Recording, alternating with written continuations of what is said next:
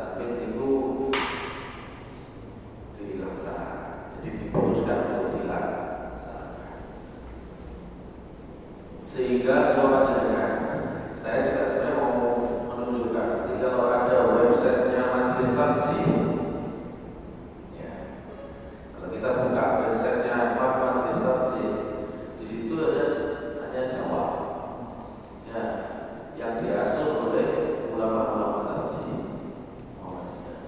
Tapi belum tentu itu menjadi keputusan Majelis Tarjih. Kalaupun sudah menjadi keputusan Majelis Tarjih Muhammadiyah, belum tentu itu ditanfidz oleh pimpinan pusat Muhammadiyah. Bab yang paling gampang itu sering dijadikan contoh itu bab rokok. Itu keputusan Majelis Tarjih hukumnya ya. Tapi karena belum ditanfidz oleh pimpinan pusat Muhammadiyah, maka dia tidak masuk berita resmi sebagai himpunan pusat tarjih atau tidak masuk dalam putusan tarjih yang kita, makanya dia punya guyonan. Kebetulan tadi kami ada kegiatan secara sipil. Kebetulan kalau ini didelegasikan untuk duduk di MUI Kabupaten Sidoarjo di pimpinan dari sejak 2020. Bulan ini terus sebelum saya dulu yang masuk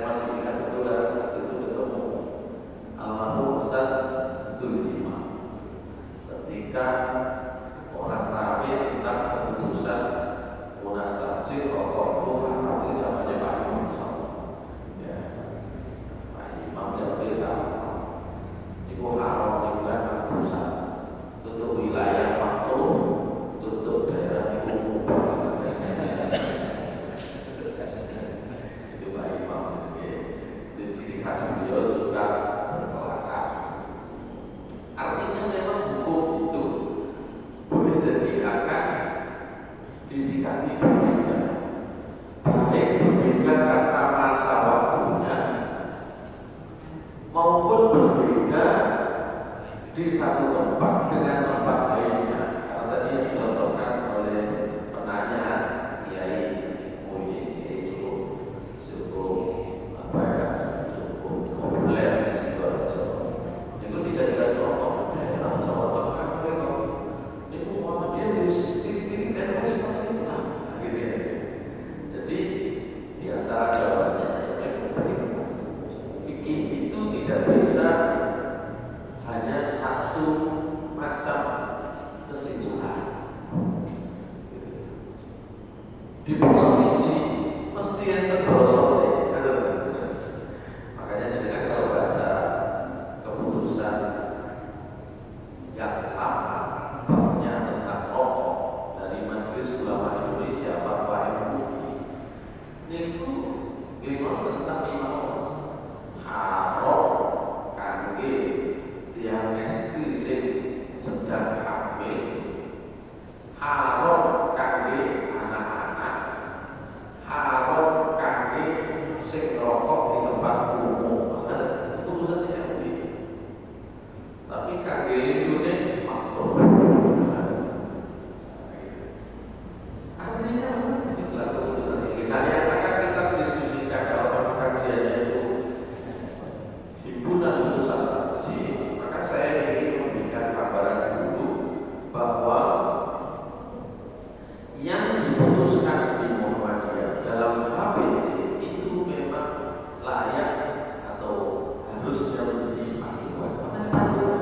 Itu sifatnya praktis. Sisi wajah ditilakoni. Tapi bisa jadi sing maca HPT itu enten mriki, ambil sing maca HPT di tempat lain mungkin hasilnya nggak bodoh. Dan himpunan pusat tarjih yang sudah dibuka sekarang ada 2 jilid, jilid 1, jilid 3. Untuk jilid 2 ya kemudian jilid 2 ini memang secara dokumentasi masih sedang dalam penyusunan. Kok sini kan siap itu intinya, sehingga nanti barangkali di pertemuan akan datang kami akan langsung menggunakan HPT yang jilid 1. Jenengan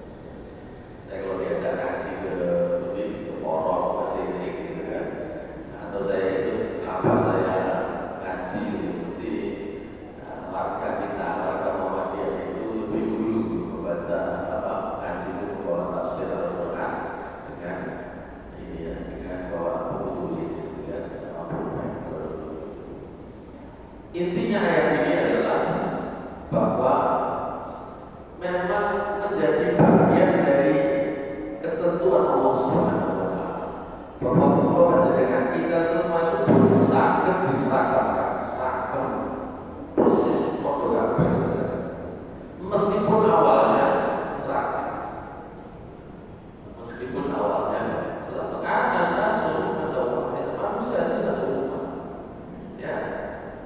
Tapi justru ketika Allah Subhanahu wa taala mengirim nabi, mengirim rasul, membawa Al-Qur'an, membawa kitab dari Allah, firman dari Allah, orang itu kemudian cenderung memiliki perbedaan di dalam bukan rusak, tapi itu benar terima dan betul-betul apa mana sih jalan akhir ibu yang orang seorang pakai apa dulu ya mungkin sih mendadak ini gimana lagi dari kawan mungkin sih teknologi itu saja tidak sama kesimpulannya ketika dibawa keluar tidak sama. Oleh karena itu kata kuncinya adalah jangan sampai perbedaan itu wa maqtarafa alladziina utul kitaba illa min ba'di ma ja'atuhum bayyinatun baghyan bainahum. Jangan sampai ikhtilaf perbedaan perselisihan itu enten dasar apa jadi rasa iri. Nah, itu dasarnya bisa ketemu. Makanya ketika tadi ada pertanyaan begitu, apa sih mau dia Pak Musolli? Oke, jawabannya Pak Imam. Dari Pak Imam itu kayaknya tokoh Muhammadiyah almarhum. Mau saja ini soal itu apunten, ya, beliau sembarang kali satu soal ini asal satu ini soal. Tapi mulai takbir itu berarti belum kutip itu pendapatnya Pak Imam. Oke, pokoknya asal takbir terus gak guyon aja berarti apa? Guyon aja oke pokoknya usul ini jawabannya Pak Imam. Yang masalah adalah orang kalau menganggap atau meyakini kudu usul ini itu ini justru masalah penting. Ya masalah justru di situ orang tidak perlu dia kan gitu ya. Cuma bahasa kita kadang-kadang sampai di masyarakat kita yang bawah perintah. Alah itu saya untuk kadang-kadang dia mosok.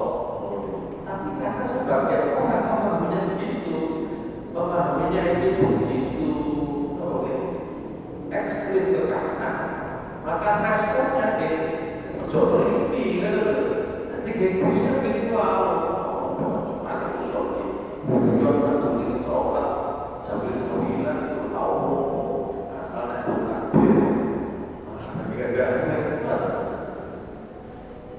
itu jalan lala jalan guyon tapi dengan anak-anak hanya karena yang satu menganggap usul ini kalau usul itu kasar kasih cici kayak orang foto ya sedikit gitu ya kalau mungkin awal dari nabi sama sampai ngomong nanti kasar kan kalau nanti kayak mungkin sholat itu malam sampai mungkin kudu kan tapi kan jabal wah itu sakit itu kan kalau Imam Nawawi, mazhab Syafi'i, kalau alasannya Imam Nawawi sederhana, itu untuk menguatkan hati dan alasannya ini bukan alasan dalil ini benar.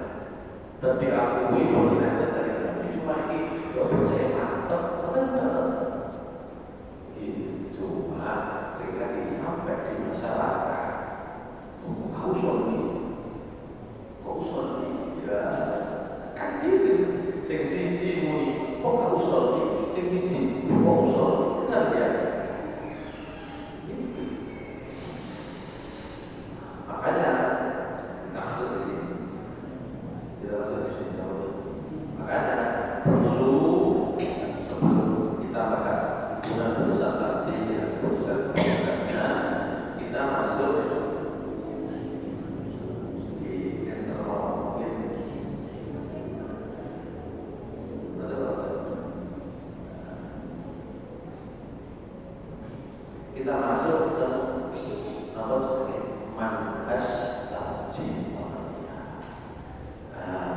Mulai di atas. Manhaj tarjih. Jadi manhaj tarjih Muhammadiyah itu sebenarnya isi keputusannya merupakan hasil ijtihad. Itu ada kalimat pertama saya blokir atau kabel. Ijtihad itu menentukan hukum yang belum diatur di dalam Al-Quran, belum diatur di dalam hadis secara lebih rinci, ya.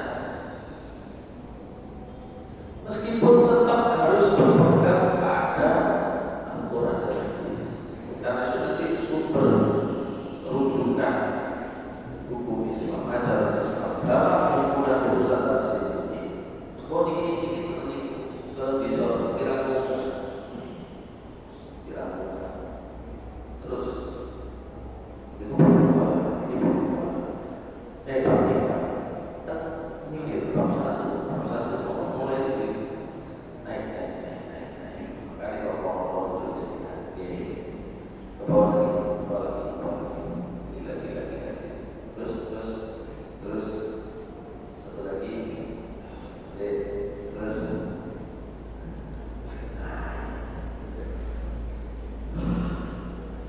di dalam manhaj tarjih Muhammadiyah yang pertama ini ada di dalam Muhammadiyah itu adalah bicara tentang sumber ajaran Islam.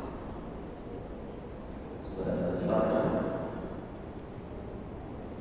ajaran Islam Al-Quran dan Sunnah Al-Quran dan hadis yang sahih atau minimal hasan. Hadis yang sahih, hadis yang hasan itu disebut sunnah maqbulah. Dan saya kira dengan mau misalnya andi ART Nahdlatul Ulama untuk usah ngomong ART Muhammadiyah untuk hadis dan terus di RT-nya itu menyebut sumber ajaran agama Islam nomor siji Al-Quran. Betul itu sing nomor kali Al-Hadis atau As-Sunnah. Baru nomor 3 nomor sekawan itu qiyas, ijma' dan qiyas. Ijma' dan qiyas itu sebenarnya tidak bisa disebut sumber, tapi itu kan tentang perbedaan dalam menarasikan. Sebenarnya ijma' dan qiyas dengan kepakai dalam masalah 5 yang diputuskan dalam putusan tarjih itu tentang ijma' dan qiyas sama-sama karena itu bagian dari ijtihad.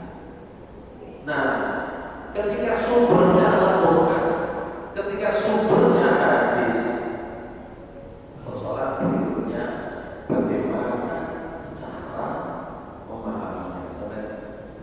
Coba itu Al-Quran dan hadis soal terus kalau begini di sini barangkali jadi di dalam memahami atau di atas tadi Al-Quran dan hadis dengan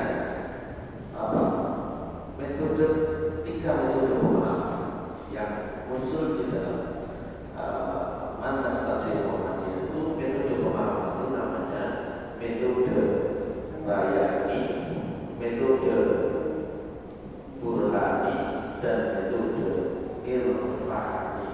Jadi tidak istilah-istilah dengan barangkali harus protokol ini apa? Saya beri contoh. Memahami Al-Quran, memahami hadis, karena itu kalau kita mempelajari syarat-syarat orang melakukan ijtihad itu kan butuh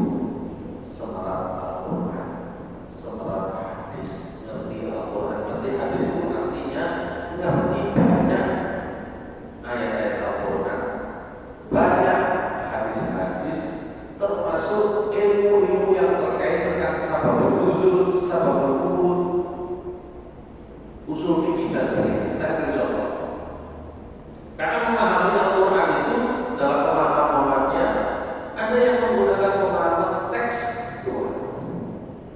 Jangan bukan, misalnya surat Al-Baqarah ayat 115. Ini Al-Quran di sini, ini contohnya Al-Quran di sini. Makin contoh ini bisa ke hadis.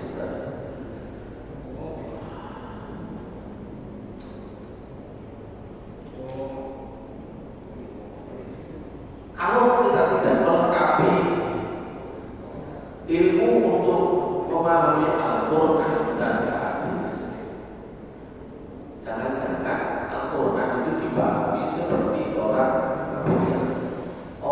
Kristen baca Al-Quran. Pendeta itu kan kalau di dalam kuliahnya,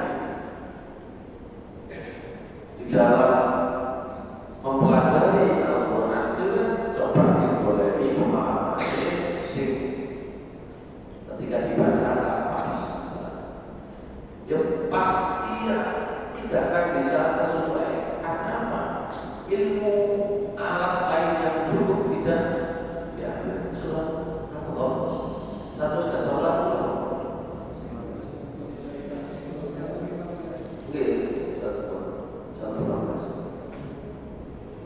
Bismillahirrahmanirrahim. Walillahil masyriq wal maghrib. Fa aynama tuwallu fa thamma wajhullah. Nama? Innallaha wasi'un 'alim. Nama artinya? Dari milik Allah timur dan barat, kemanapun kamu menghadap, di sanalah wajah Allah. Sungguh Allah Maha Luas, Maha Mengetahui. Nek terbongkar, itu sekolahnya enak. Terus ketepan sing diwoco ayat iki apa tadi? Walillahil masyriq wal maghrib. Berarti kan ngerti Al-Quran itu kan baru ngerti ayat itu. Nah, yo di sholat ini kita ketemu ayat ini. Walillahil masyriq wal maghrib. Fa aynama tuwallu fa thamma wajhullah. Kemanapun kalian menghadap, mesti ketemu wajah Allah. Selesai. Makanya saya tidak cocok dengan teman-teman salafi yang maunya teks tunggal saja. Nah, teks tunggal saja cocok ini yang biasanya kita berselisih itu kan bab isbat. Wahai ibu, salasul la yukallimuhumullahu yawmal qiyamati wa la yanzuru ilaihim wa la yuzakkihim wa lahum adzabun alim. Nomor siji al-musbih. Ada alasan macam-macam. Itu kelompok tidak akan diajak bicara Allah, tidak akan dilihat, tidak akan dibersihkan, dan pasti mendapat azab yang pedih. Siji musbir sing corone landut. Sementara kita berusaha menjelaskan dengan hadis yang lain bahwa Rasulullah mengatakan inna Allah la yanzuru ila man jarra thawbahu khuyala. Sesungguhnya Allah tidak akan melihat pada hari kiamat pada orang yang memanjatkan kainnya karena sombong. Maksud itu ayat itu jelas. Musbir alasannya misalnya. Padahal terbakar As-Siddiq kerumunan di kota yang dibutuhkan firmasi. Terbakar As-Siddiq kerumunan ini Allah tidak akan melihat orang yang menjaga pakaiannya karena sombong. Dia di kiamat itu sami saja. Karena kapan sebenarnya aku ini maksud sombong bukan. Bahkan itu datang kalau syikko thawbinya starfi sambil mempraktekkannya. Wahai Rasulullah, kami posisi itu mesti murah. Illa kata ahada minum kecuali kalau coklatnya. Kurang ini masuk lima. Kata Rasulullah. Dulu itu kita kan berarti butuh hadis yang ini mungkin pokoknya sing lantu pokoknya kasih jelok. Sementara kita tidak mau memperhatikan yang lain. Itu hadis yang lain. Harusnya lebih komprehensif yang pertama, yang kedua dicari ilat dulu. Tidak sekedar teks sama dengan ayat tadi itu. Kalau mau pokoknya nanti dia sampai repot. Ayat itu memang turun ketika surat Al-Baqarah ayat 194 itu dari mundur. Ketika orang itu bingung menentukan arah, mundur ayat itu. Tapi ketika sudah turun surat Al-Baqarah 144, qad nara taqalluba wajhika fis samaa'i falanuwalliyannaka qiblatan tardaaha fawalli wajhaka syatral masjidil haram wa haitsu ma kuntum fawallu wujuhakum syatrahu. Ila akhir. Intinya kata Allah, ya gara-gara Muhammad sallallahu alaihi wasallam kondangan loknan dulu akhir kepingin menjadikan Ka'bah itu sebagai kiblat. Sekarang sudah saya tetapkan awal wajhaka syatrul masjidil haram, hadapkan wajah ke arah masjidil haram wa haitsu ma kuntum fawallu wujuhakum, di mana pun kamu harus menghadap ke sana sholat. Itu kan berarti dari istilah para ulama keluar namanya istighfar hukum bagi ahli bagi yang ada di Masjidil Haram, ya menghadapnya ke Ka'bah. Bagi yang ada di kota Makkah untuk mengarahkan ke arah Masjidil Haram. Sing ado yang paling ini malah ke arah kota Makkah. Soalnya dari kita lebih. Nah, saat ini ada secara umum di tempat kafe kompas. Cuma ada muncul masalah mana? Ya, kenapa masalah lagi? Lurus objek Ka'bah itu kan gede sampai. Lah sama malam orang jalan itu sampai sing kono itu ya kudune kan digesot itu melengkung ya. Ada masjid orang melengkung, gitu kan?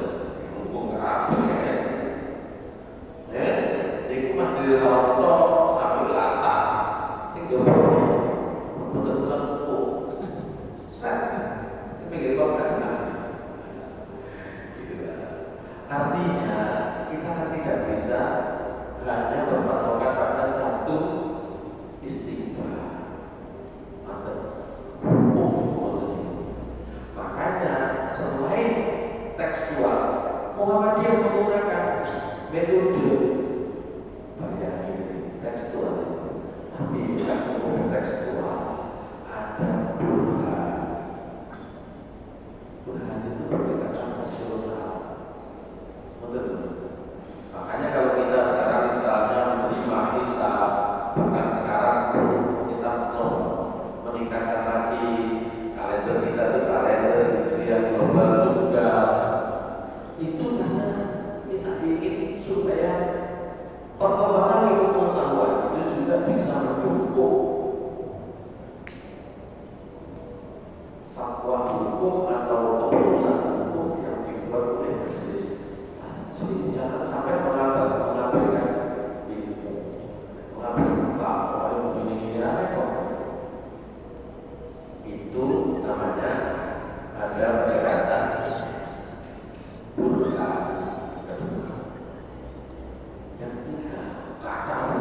Jadi sekarang ilmu dengan moco buku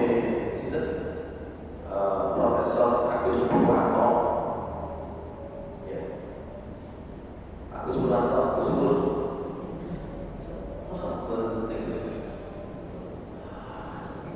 anggota Majelis Tarjih PP Muhammadiyah, dosen ITS, hingga Gus Dur, ayat-ayat alam semesta itu memahami Al-Quran itu dengan pendekatan Quran, nggak bisa dengan tekstual. Kemudian apa jadi bumi itu flat datar, bisa dalilnya apa? Dalilnya apa jadi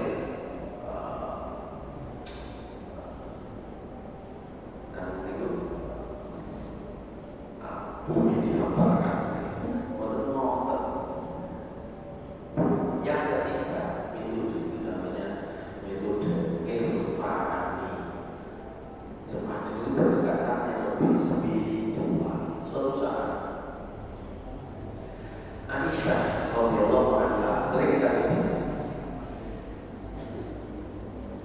itu menyampaikan ketika turun surat An-Nasr. Namun ini sambil berkonfirmasi, maghrib itu waktunya pendek.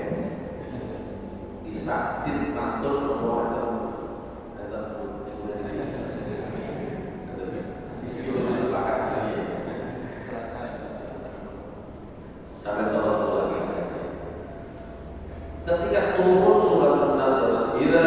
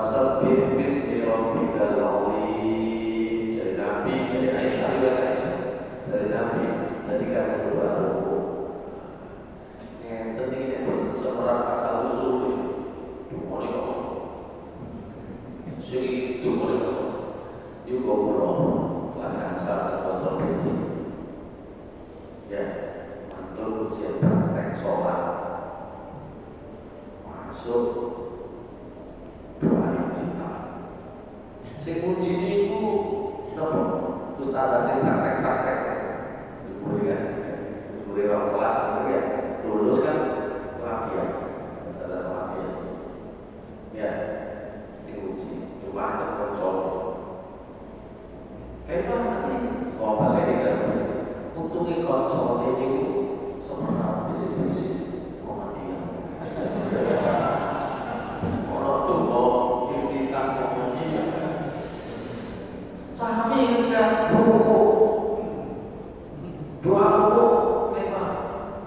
Jenenge itu kula alumni SD Muhammadiyah. Teriak subhanallah wa bihamdihi Allahu akbar.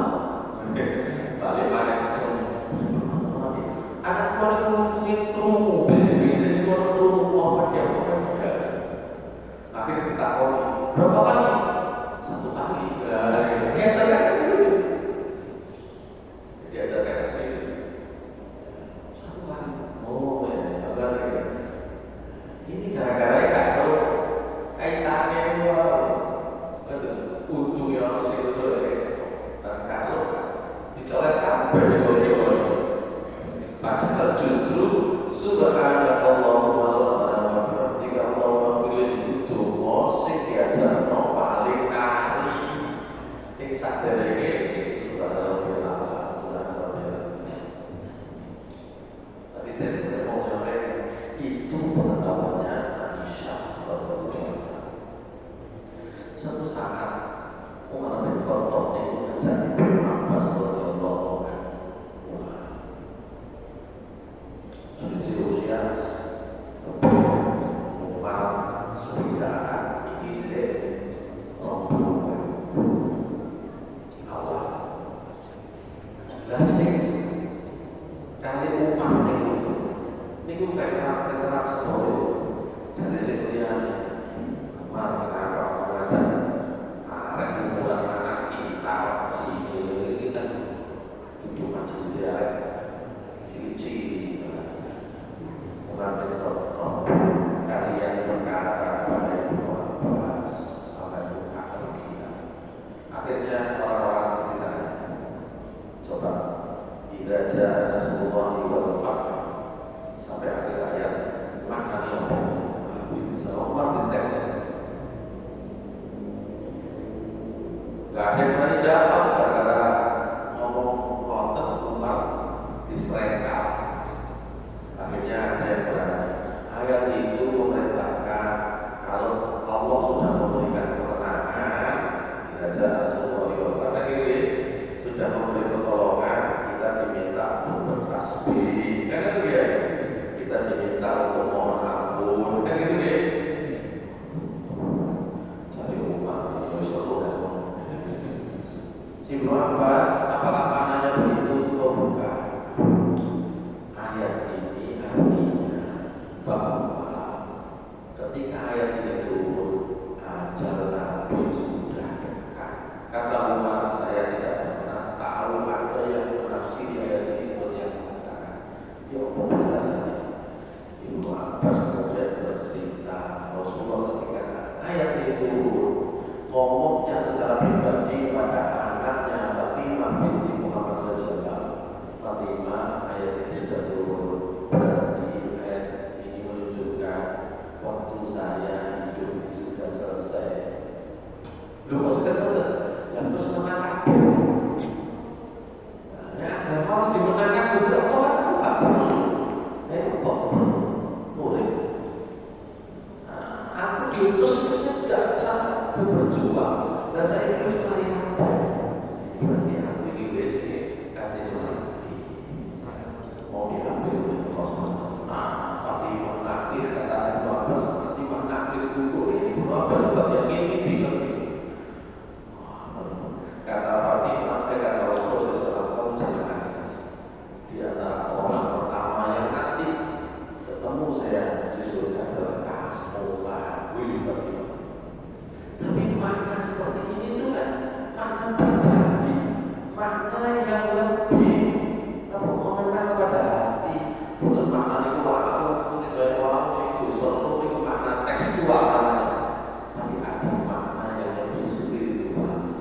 Ayat-ayat Al-Quran itu nanti ada yang ditafsiri dengan penafsiran spiritual. Teksnya kok disitulah dalam tajwid Muhammadiyah pendekatan spiritual pendekatan rasional ilmu dan pendekatan tekstual itu tiga-tiganya dipakai. Mungkin sebagian kelompok masuk itu sih lebih cenderung spiritual, kalau nggak boleh disebut learning, berarti learning awalnya ya. Atau ada yang tadi bukan contoh tekstual, nah kita tiga-tiganya itu harus kita coba bisa gunakan sesuai dengan konteksnya, sesuai dengan tujuan ayat yang dalam dari ayat ini. Contoh ayat, contoh hadis juga berarti untuk dikatakan di mengantar jadi metode-metode takjil ya, nanti ada beberapa metode apa namanya pendekatan ya, itu saya kira penting untuk disampaikan. Soal di waktu yang akan masuk kepada contoh-contohnya, jadi mulai dari KBT dari awal gitu ya, tapi sekarang itu nanti terasa dari sisi ini tadi ya, alasannya mengapa bisa diputuskan begini, di mana yang disebutkan. Karena